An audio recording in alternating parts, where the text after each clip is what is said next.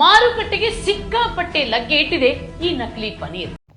ನಮ್ಮ ವಿಜಯ ಮೇಡಮ್ ಹೇಳಿದ್ದಾರೆ ಅಂದರೆ ಏನೋ ಒಂದಿರುತ್ತೆ ಅಂತ. ಅದಕ್ಕೋಸ್ಕರ ನಾವು ಅರ್ಧ ಲೀಟ್ರ್ ನಂದಿನಿ ಹಾಲಲ್ಲಿ ಎಷ್ಟು ಪನ್ನೀರನ್ನ ನಮ್ಮ ಮನೆಯಲ್ಲೇ ತಯಾರು ಮಾಡ್ಕೋಬೋದು ಅಂತ ಈ ವಿಡಿಯೋದಲ್ಲಿ ನೋಡೋಣ ಬನ್ನಿ.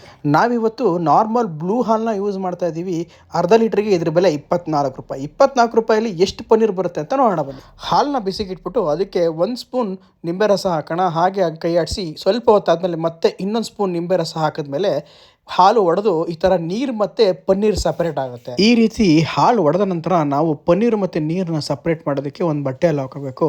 ಇದಾದ ನಂತರ ತಣ್ಣೀರು ಹಾಕೋಬೇಕು. ಆವಾಗ ಪನ್ನೀರು ತಣ್ಣಗಾಗುತ್ತೆ. ನಂತರ ಆ ತಣ್ಣೀರನ್ನು ನಾವು ಬಟ್ಟೆಯ ಸಹಾಯದಿಂದ ಬಸಿಬೇಕು. ನೀರನ್ನು ಬಸಿದ ನಂತರ ನಮಗೆ ಈ ರೀತಿ ಪನ್ನೀರ್ ಸಿಗ್ತದೆ.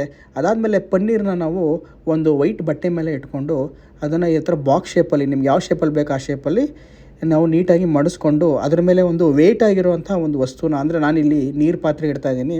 ಈ ರೀತಿ ನಾವು 1 ಅವರ್ ವೆಯ್ಟ್ ಆಗಿರೋ ಪಾತ್ರೆನ ಇಡಬೇಕು. ಅದಾದಮೇಲೆ ನಾವು 1 ಅವರ್ ಆದಮೇಲೆ ಇದನ್ನು ಚೆಕ್ ಮಾಡಿ ನೋಡಿದಾಗ ಇದು ಒಂದು ಪ್ರಾಪರ್ ಪನ್ನೀರ್ ಶೇಪಲ್ಲಿ ಬಂದಿರುತ್ತೆ. ನೋಡಿ, ಅದು ಈ ರೀತಿ ಬಂದಿದೆ. ನೋಡಿದ್ರಲ್ಲ, ಈ ರೀತಿ ಮನೆಯಲ್ಲೇ ಪರಿಶುದ್ಧವಾದ ಪನ್ನೀರ್ನ ಯಾವುದೇ ರೀತಿ ಕಲಬೆರಕೆ ಇಲ್ಲದೆ ನಾವೇ ಮಾಡ್ಬೋದು. ಹಾಗೆ ನೀವೇನಾದರೂ ಇದರಲ್ಲಿ ಆರೆಂಜ್ ಕಲರ್ ಹಾಲನ್ನ ಯೂಸ್ ಮಾಡಿದ್ರೆ ಇನ್ನೂ ಕೂಡ ಚೆನ್ನಾಗಿ ಪನ್ನೀರ್ ಬರುತ್ತೆ. ಯಾಕೆಂದರೆ ಅದು ಸ್ವಲ್ಪ ಗಟ್ಟಿ ಇರ್ತದೆ. ಹಾಗೆ ಈ ವಿಡಿಯೋ ಹೇಗಿತ್ತು ಅಂತ ಕಮೆಂಟ್ ಮಾಡಿ. Thank you.